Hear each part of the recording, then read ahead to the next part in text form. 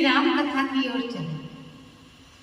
प्रभु श्री राम ने सुंदर सुंदर सोनों के आभूषण बनाए, बड़े अद्भुत आभूषण बनाए और फटक सिरा पर बैठ करके श्री जानकी जी का बड़ा अद्भुत श्रृंगार कर रहे हैं, आनंदित हो रहे हैं, श्रृंगार कर रहे हैं जानकी जी का।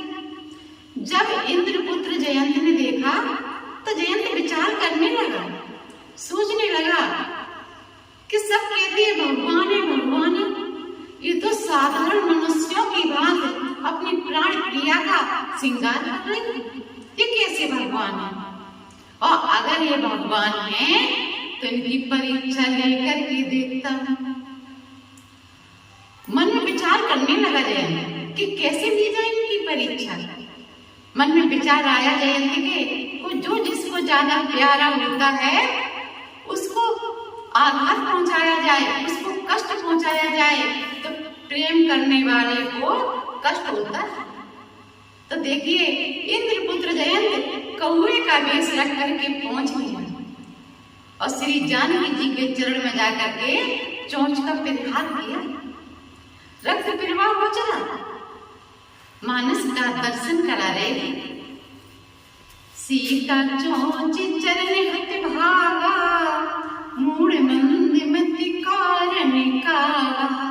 सीता चोंच चरण हट भागा और मूड़ मंद मति कारण कागा, मूड़ मंद मति कारण कागा।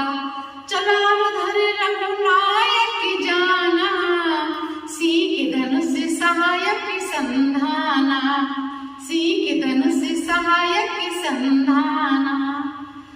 जाकर के जानकी जी की चरण में चोंच का प्रहार किया और रक्त प्रवाह हो चला।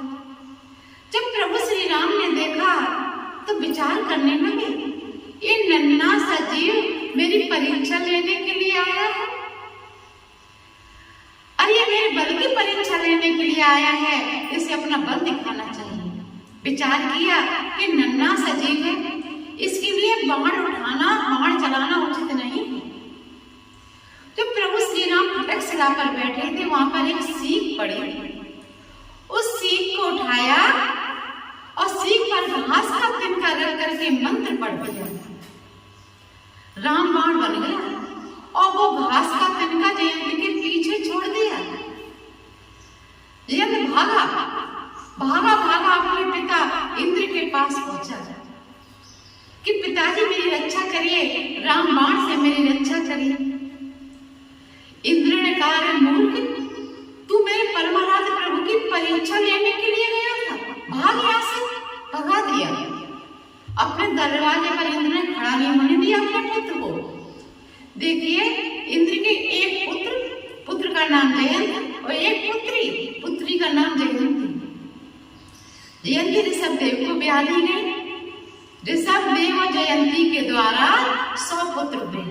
सबसे बड़े पुत्र का नाम रखा भरत और भरत के नाम से हमारे देश का नाम भारत देश पड़ा। तो जयंत भागा भागा ब्रह्मलोक में पहुंचा ब्रह्मा जी के पास। ब्रह्मा जी ने भगा दिया, शिवलोक को पहुंचा कि मेरी रक्षा करिए, राम बाण से मेरी रक्षा करिए। तो शिव जी ने भी खड़ा नहीं होने दिया, दरवाजे पर भगा दिया। जो सामर्थ्यवान का अपराध करता है उसकी यही दशा होती है। सबने भगा दिया, सभी देवताओं के दरवाजे पर गया, किसी ने अपने दरवाजे तक पर खड़ा नहीं होने दिया। विकल उठा, त्राई त्राई करने लगा, लेकिन दया आ गई। किसको? एक संत को दया आ गई, मानस का दर्शन करा रहे। नारद देखा विकल जयंता और लागी दया कोमल चित संता। नारद देखा विकल जयंता और लागी दया कोमल चित संता, लागी दया कोमल चित संता। नारद देखा विकल जयंता और लागी दया कोमल चित संता। नारद जी को दया हुई। संत का हृदय नवनीत के समान कोमल बताया है, लेकिन संत के हृदय की उपमा तो नवनीत से भी ज्यादा कोमल है। नवनीत को यानी मक्खन को जब अग्नि का ताप लगता है तब पिघलता है। और संत का हृदय तो दूसरों को ताप में देखता है, हृदय पिघल जाता है। जो दूसरों को ताप लगता है और संत का हृदय पिघल जाता है। तो नारद जी आ गए। जब नारद जी ने देखा जयंत अति विकट हो रहा है, त्राय त्राय कर रहा है, तो नारद जी ने जयंत से आकर के कहा, अरे मूर्ख, तूने जिसका अपराध किया उसी के पास जा, उन्हीं के पास जा। तो जयंत ने कहा, किस मुख से जाऊं? प्रभु का मैंने बहुत बड़ा अपराध किया है, कैसे जाऊं प्रभु के पास? तो नारद जी युक्ति बता रहे हैं। कौन युक्ति बता रहा है? संत महात्मा युक्ति बता रहे हैं। देखिए, अगर प्रभु परमात्मा पाना है, प्रभु से मिलना है, तो संत की शरण में जाइए, सामर्थ्यवान संत की शरण में।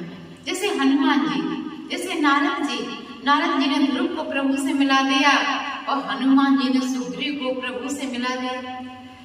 महात्मा का स्वभाव है, पहले प्रभु की कथा जीव को सुनाता है और फिर जीव की कथा प्रभु को सुनाता है। तो मिलन कौन कराता है? महात्मा। तो महात्मा आज जयंत को युक्ति बता रहे हैं प्रभु से मिलने की। नारद जी ने कहा कि प्रभु से जाकर के कहना कि मैं आपका स्वभाव प्रभाव दोनों देखना चाहता था। तो आपका मैंने प्रभाव तो देख लिया, किसी ने अपने दरवाजे तक पर खड़ा नहीं होने दिया, लेकिन अब आपका मैं स्वभाव भी देखना चाहता था कि सुना है पापी से पापी आपकी शरण में आ जाए उसे आप क्षमा कर देते। तो जब नारद जी ने युक्ति बताई तब जयंत प्रभु की शरण में गए, त्राय त्राय करते हुए विकल होता हुआ, घबराता हुआ और घबरा करके जाकर के प्रभु के चरणों में गिरा। देखिए, हड़बड़ाहट में गिरा, घबरा करके गिरा, तो प्रभु के चरणों में उल्टा गिरा। पंख प्रभु के चरणों की ओर और मुख तरफ उल्टा है। जब श्री जानकी मैया ने देखा, जानकी मैया को पूरे संसार के प्रति वात्सल्य भाव है, तो दया आ गई जानकी मैया को, क्योंकि माँ का हृदय कोमल होता है। बालक कितनी भी उद्दंडता करके आता है और माँ बालक को बचा लेती है। जब माँ की शरण में जाता है, पिता तो दंड देता है, लेकिन माँ उस बालक को बचा लेती है, छुपा देती है, बालक को घर से भगा देती है कि पिता की डांट न पड़े। इसी प्रकार से जानकी मैया को दया आ गई। जानकी मैया ने जयंत को उठा करके प्रभु के चरणों में सीधा किया। कहा, अरे मूर्ख, तुझे प्रणाम करना भी नहीं आता?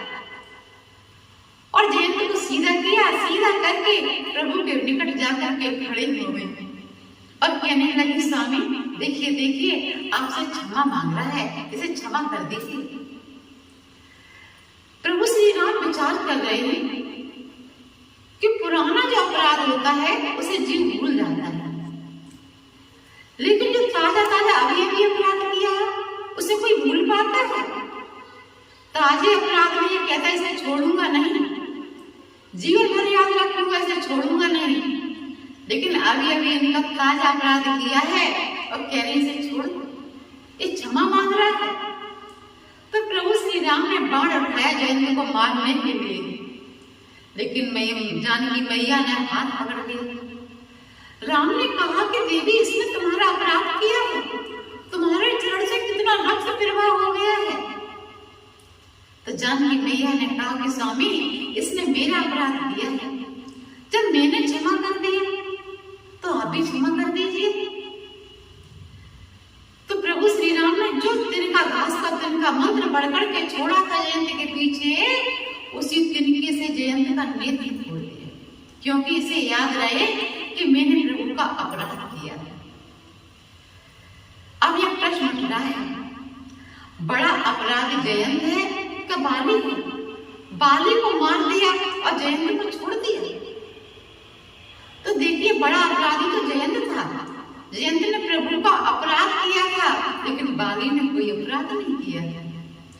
वो तो आपसी भाइयों का झगड़ा था और बाली को मार दिया और जयंत को छोड़ दिया, क्योंकि उस समय मां थी जयंत के पीछे।